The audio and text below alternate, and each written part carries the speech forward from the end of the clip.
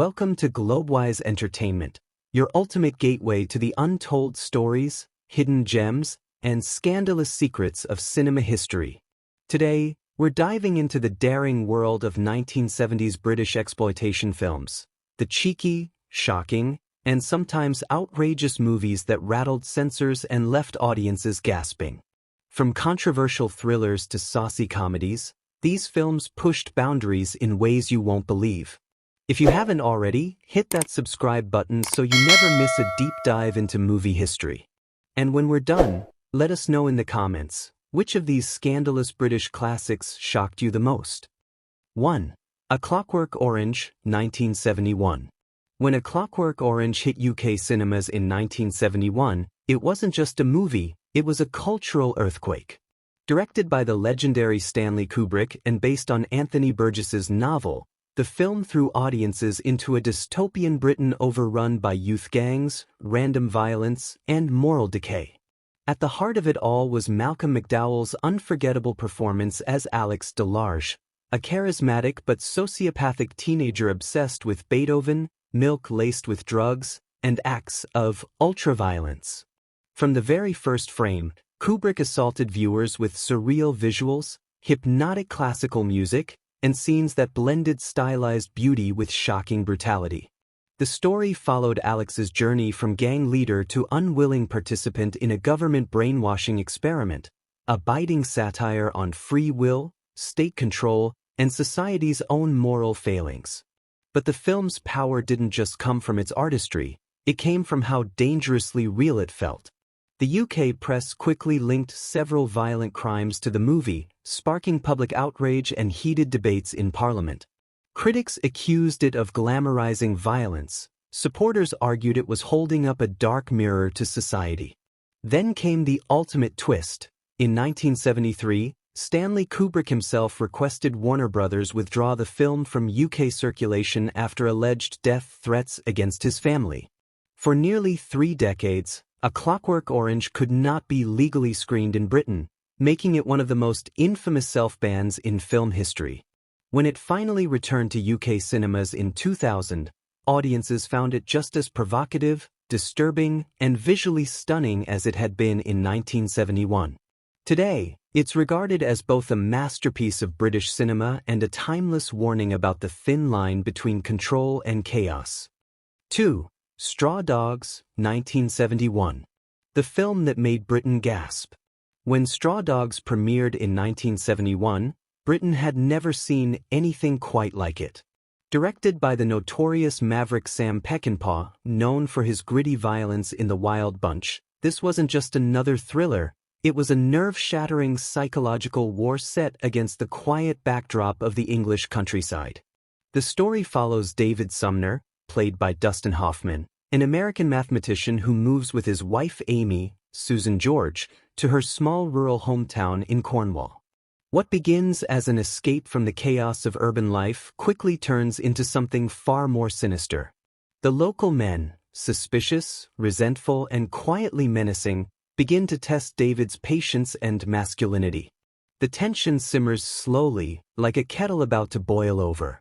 Peckinpah uses every shot to make the audience feel the claustrophobia of the village, the unspoken hostility, and the tightening noose around the couple's lives. Then, the film erupts.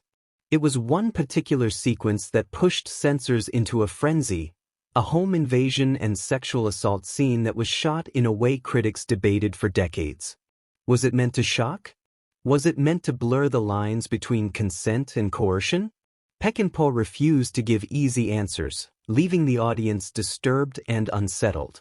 The British Board of Film Censors, BBFC, was torn. Some wanted to ban it outright, others argued it was a brutal but important portrayal of violence's true nature. Cuts were ordered, but the film's reputation as a dangerous movie only grew. By the mid-1980s, during the UK's video nasty moral panic, Straw Dogs became a whispered title among film fans. A movie you had to see to believe, yet one you couldn't just find on TV or rent from a corner shop. And yet, behind the controversy, there's something more subtle. Peckinpah wasn't making a cheap exploitation flick. He was asking uncomfortable questions about masculinity, morality, and what happens when a supposedly civilized man is pushed to the edge.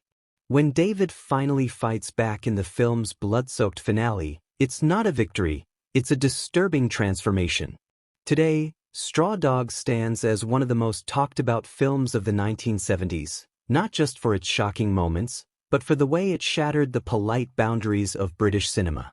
In a decade full of daring filmmaking, this one still feels like a slap in the face, and that's exactly why it remains unforgettable. 3. The Devils, 1971. In 1971, British cinemas were shaken by one of the most controversial films ever produced in the country, Ken Russell's The Devils. This wasn't just a movie, it was a cinematic powder keg that exploded in the faces of critics, censors, and politicians alike. Set in 17th century France, The Devils is based on the true story of the Loudun possessions, a historical case where accusations of witchcraft, political conspiracy, and religious hysteria led to a shocking public execution. The film stars Oliver Reed as Father Urbain Grandier, a charismatic priest accused of demonic dealings, and Vanessa Redgrave as Sister Jean, a physically deformed nun consumed by an obsessive, unrequited infatuation. From the very first scenes, The Devils made no attempt to soften its impact. Russell's direction was unapologetically bold, mixing political satire, intense performances, and stylized sets inspired by modernist art. It questioned authority, ridiculed hypocrisy, and peeled back the curtain on the abuse of power within both church and state. But it was the content that truly sent censors into a frenzy. The film's blend of religious imagery, psychological obsession, and disturbing crowd hysteria was unlike anything audiences had seen. Even in a decade known for breaking taboos, The Devils went further, tackling corruption, fanaticism, and the terrifying ease with which truth can be rewritten by those in power. The British Board of Film Classification demanded multiple cuts before granting a release. Certain scenes, particularly the infamous mass possession sequences, became the stuff of legend, whispered about by filmgoers who had heard of them but never seen them. Overseas, the reaction was even harsher. Some countries banned it outright. Even Warner Brothers, the studio behind it, distanced itself from the project.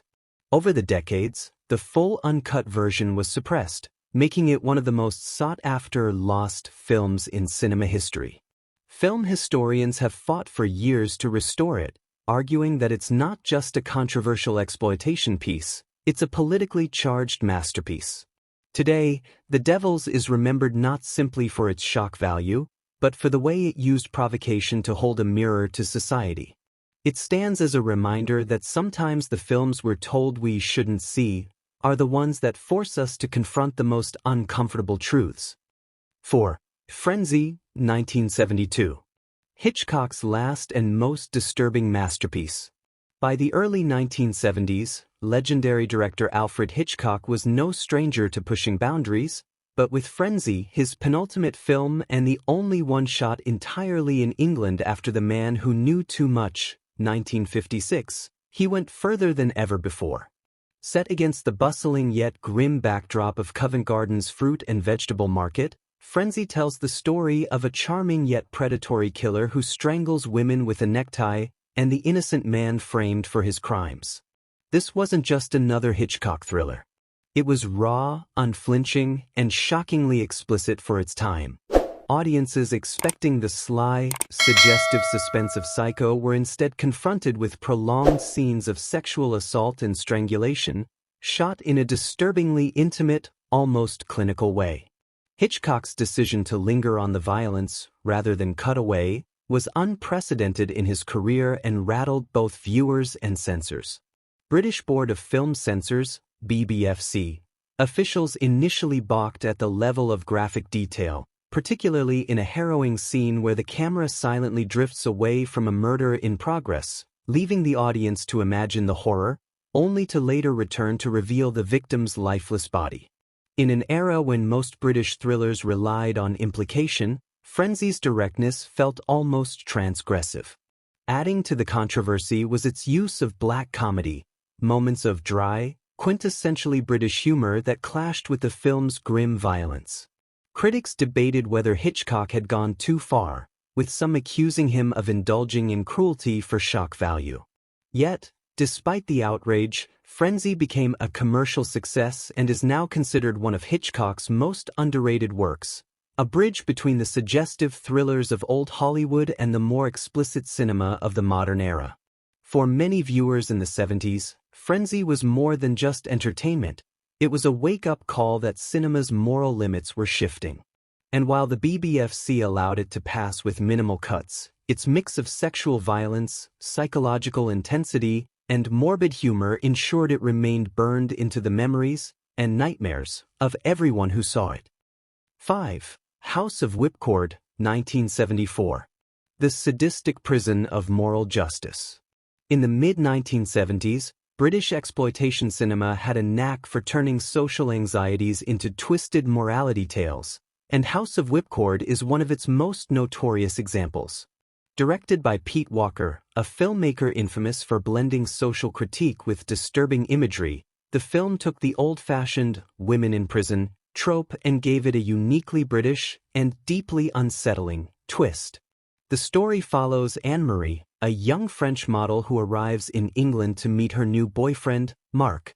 He's charming, mysterious, and hiding something far darker than she could imagine. Mark lures her to a remote country estate, a crumbling Gothic mansion owned by his mother, Mrs. Wakehurst, and her partner, a blind ex-prison governor named Justice Bailey. But this is no ordinary home. It's a private prison, an off-the-books correctional facility where young women accused of being morally corrupt are abducted, stripped of their freedom, and subjected to harsh punishments. The so-called warden and her staff see themselves as moral crusaders, reclaiming society from what they view as permissiveness, indecency, and the collapse of traditional values. Their warped vision of justice involves cold cells, rigid discipline, and sadistic methods that blur the line between punishment and abuse. For 1974 audiences, this was a gut punch. Britain was in the middle of debates over obscenity laws, public morality, and censorship, and House of Whipcord seemed to weaponize those conversations, pushing them into nightmare territory. The film's unsettling imagery and oppressive atmosphere made censors nervous, while its subtext, a critique of authoritarianism disguised as exploitation, left audiences unsure whether to be horrified, titillated, or outraged. Though it never reached the full, video nasty infamy of the 1980s, House of Whipcord was cut for theatrical release in some territories and remained controversial for years. Today, it's remembered as one of Pete Walker's most chilling works, a bleak cautionary tale about the dangers of moral extremism, wrapped in the trappings of 1970s British exploitation cinema. 6. Expose, 1976. The band Video Nasty that crossed the line. By the mid-1970s, British exploitation cinema was already pushing every boundary possible, but Expose, also known internationally as House on Straw Hill, took it a step further. Directed by James Kenelm Clark and starring Udo Kier, Linda Hayden, and Fiona Richmond, this psychosexual thriller blended eroticism with unnerving violence in a way that rattled both critics and censors. The story follows Paul Martin Udo Kier, a successful but reclusive novelist who retreats to a remote country house to finish his latest book. To help him with the workload, he hires a young secretary, Linda Hayden. At first, Linda seems innocent and dutiful, but it soon becomes clear she has a far more dangerous agenda. Seduction, manipulation, and psychological games spiral into paranoia, betrayal, and ultimately, bloodshed. From the moment it hit screens in 1976, Expose became infamous for two main reasons: its intense sexual content and its startlingly brutal violence. While much of the film's tension comes from psychological unease, certain scenes, especially those blending intimacy with menace, struck a raw nerve with British censors. By the early 1980s, during the UK's moral panic over video nasties, Expose landed on the infamous banned list, joining other titles considered too extreme for home viewing. But beyond its notoriety, Expose is an unusual time capsule of the era's grindhouse thrillers. It combines the glossy appeal of glamour model Fiona Richmond, billed to attract audiences, with the unsettling art house intensity of Udo Kier, whose icy, unpredictable presence elevates the film from a simple erotic thriller into something far darker. Today, Expose holds a cult following among fans of 1970s British exploitation cinema. Its blend of rural isolation, erotic intrigue, and sudden violence still unsettles viewers, and its journey from mainstream release to banned video nasty remains a perfect example of how far filmmakers were willing to go to provoke, and how far censors were willing to go to suppress it. In short, Expose didn't just tell a story about paranoia and betrayal, it became part of Britain's own cultural paranoia about what audiences could handle. 7. The Comeback, 1978. Murder, mystery, and a pop star's nightmare. In the late 1970s, British horror was shifting gears, moving away from Gothic castles and supernatural creatures, and stepping into a more modern, psychological territory. One of the most striking examples of this change was Pete Walker's The Comeback, 1978, a film that blended the slasher formula with a stylish whodunit, wrapped in the glitzy yet hollow world of fame. The story follows Nick Cooper, played by real-life 60s pop heartthrob Jack Jones, a once famous singer whose career has hit the skids. Hoping to reignite his stardom, Nick returns to London to record a comeback album. But instead of chart-topping glory, he finds himself trapped in a nightmare of paranoia and bloodshed. From the very start, the audience is unsettled. The opening scene, a vicious, graphic murder, was far more violent than most British cinemagoers were used to at the time. The killer's identity is hidden, their face obscured by an eerie mask, setting the tone for a film dripping with menace. As Nick records in a luxurious yet isolated country mansion, strange events begin to unfold. He receives anonymous phone calls, hears footsteps at night, and suspects he's constantly being watched. Unbeknownst to him, his ex-wife has been murdered in a particularly gruesome scene that pushed the limits of what UK censors were willing to allow in 1978. Some territories demanded cuts, particularly to lingering shots of the victim's bloodied face. What makes The Comeback stand out isn't just the gore, it's the unnerving atmosphere. Pete Walker, infamous for House of Whipcord and Frightmare, keeps the audience second-guessing every character's motives. The film toys with themes of celebrity isolation, mental fragility, and obsession, all while delivering the kind of jolting kills that slasher fans crave. When it premiered, The Comeback shocked British censors with its mix of graphic violence and psychological torment. Unlike Hollywood slashers of the time, this wasn't about teenagers at summer camp. It was a mature, almost cynical take on fame, aging, and the predators lurking behind the curtain of show business. Today, the film enjoys cult status, often praised for its eerie cinematography, haunting score, and Jack Jones's surprisingly grounded performance as a man who can't tell if he's losing his mind or being hunted. For many horror historians, it's a fascinating bridge between the Gothic tradition of Hammer films and the bloodier, more visceral horrors of the 1980s. 8. Frightmare, 1974. When British horror went too far for the censors. In the mid-1970s, Britain's horror scene was starting to push into darker, more unsettling territory. And no one embraced that shift quite like director Pete Walker, the master of disturbing, socially charged exploitation cinema. His film Frightmare wasn't just another low-budget horror flick. It was a chilling, claustrophobic shocker that tested just how far audiences and censors were willing to go. The story begins in a remote farmhouse on the English countryside, where an elderly couple, Dorothy and Edmund Yates, seem like a sweet, quiet pair living out their retirement. But behind their closed doors hides a horrific secret, one that has already landed them in trouble with the law years earlier. As the film unfolds, we learn that Dorothy has a dangerous obsession, one that drives her to lure strangers to her home under the guise of fortune-telling sessions. Once alone with her victims, she reveals her true, violent nature. But Dorothy's motives go beyond the typical horror trope. She suffers from a compulsive craving for human flesh. What made Frightmare especially unsettling for 1974 audiences wasn't just the idea of cannibalism, but the way it was portrayed. Pete Walker didn't lean on camp or supernatural gimmicks. Instead, he presented it in an almost mundane, domestic setting. The killings were messy, personal, and deeply disturbing because they felt real, not fantastical. For British censors, the problem wasn't only the graphic violence, but also the film's unflinching suggestion that evil could exist in the most ordinary and respectable people. The imagery of an older, kindly grandmother figure committing such horrific acts was genuinely taboo at the time. This wasn't a vampire or monster, it was someone who could live next door. Frightmare became notorious for its stark brutality and its cynical view of rehabilitation and morality. While it never received the same level of outright banning as some video nasties, it was heavily criticized in the press and faced intense scrutiny from the British Board of Film Censors.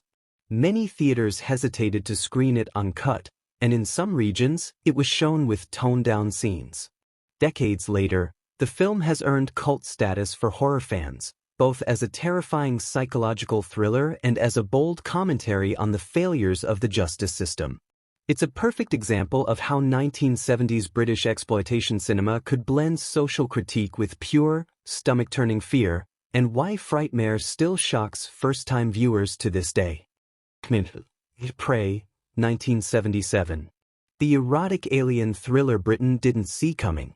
In the mid-1970s, Britain's film industry was leaning heavily into boundary-pushing cinema, and director Norman J. Warren was right in the middle of it. Known for blending science fiction with horror and a splash of risque tension, Warren delivered one of his strangest and most controversial films with Prey. The premise was deceptively simple. An alien named Kata, disguised as a human man, lands on Earth with a sinister mission, to study humans as potential food. But instead of starting in the bustling streets of London, he targets an isolated country home, occupied by two women living together in what the script subtly frames as a romantic relationship, something rarely shown so openly in mainstream 1970s cinema.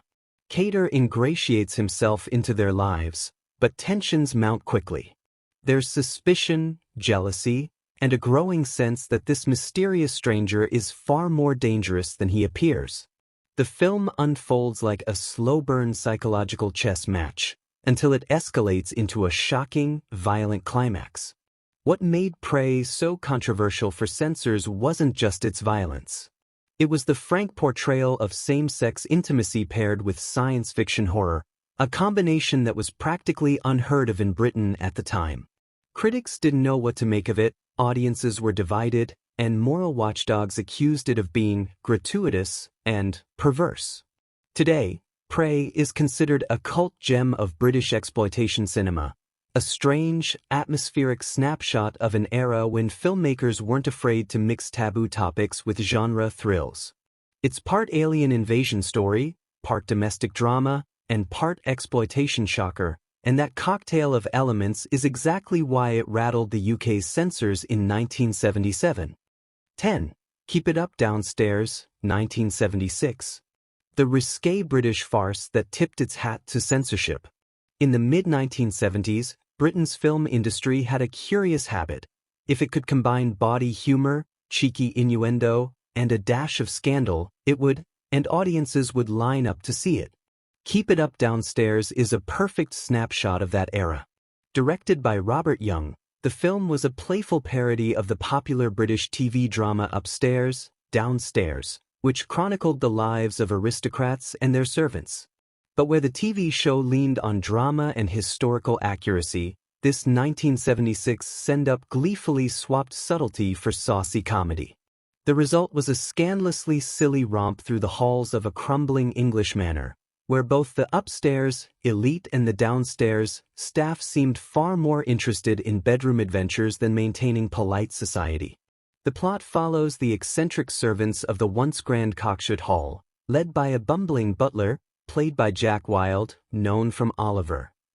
With their employer's finances in dire straits, the staff hatch a plan to serve their guests in unconventional ways to keep the estate afloat. The humor is pure 1970s British seaside postcard style, full of misunderstandings, double meanings, and exaggerated performances from a cast that included Diana Dors, the UK's reigning queen of campy charm. But while the tone was light-hearted, the visuals were more daring than what UK censors were comfortable with at the time. The British Board of Film Censors, BBFC, demanded trims to certain scenes they considered too suggestive for mainstream release. The risque costume choices, bedroom farce setups, and knowing winks to the camera pushed this comedy closer to the realm of softcore exploitation, without ever fully crossing that line. The controversy actually worked in the film's favor. Press headlines painted Keep It Up Downstairs as too hot for the telly, and by the time it hit theaters, audiences were curious to see what the fuss was about. While critics were unimpressed, dismissing it as frivolous and lowbrow, it found a loyal audience among fans of British sex comedies, a genre that thrived in the 1970s before quickly fading by the end of the decade. Today, Keep It Up Downstairs survives as a cheeky time capsule of an era when British filmmakers cheekily tested the limits of censorship while making sure not to break them entirely. It's not high art, and it never pretended to be, but in the world of 70s British exploitation cinema, it was one of the more playful rebels. And there you have it, 10 bold and unforgettable 1970s British exploitation films that sent censors into a frenzy and still spark debate today. These movies may have been low on budget, but they were high on shock value, leaving a lasting mark on film history. If you haven't subscribed to Globewise Entertainment yet, now's the time. We've got plenty more untold Hollywood and world cinema stories coming your way. And before you go, tell us in the comments, which of these daring British classics surprised you the most? We can't wait to read your thoughts.